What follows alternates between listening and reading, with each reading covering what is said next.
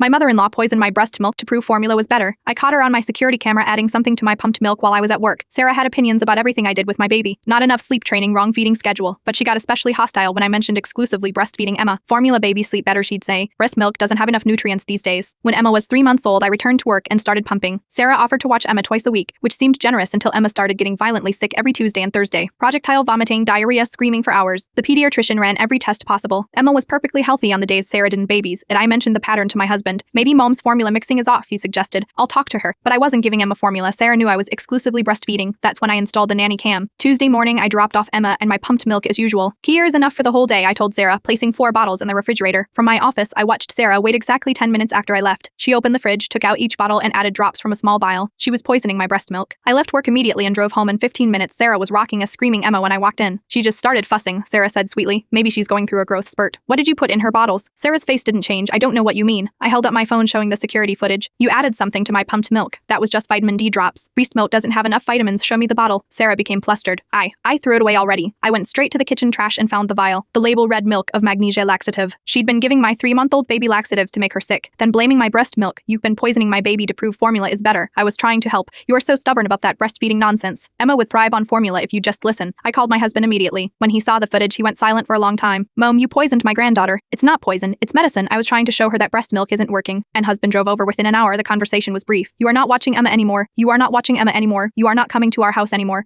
Sarah cried and pleaded, saying she was just trying to be a good grandmother. She promised she'd never do it again. You drugged my infant daughter to win an argument about feeding choices. She couldn't understand why we were overreacting. Yesterday, Sarah texted asking when she could see Emma again. It's been 6 months. Surely you are ready to forgive and move on. I sent her the security footage and pediatric toxicology report showing laxative poisoning. This goes to the police if you contact us again, she replied. You are keeping me from my granddaughter over little stomach medicine. Some people think grandmother knows best. Others think poisoning babies to prove a point might be a problem. I know which side I am on.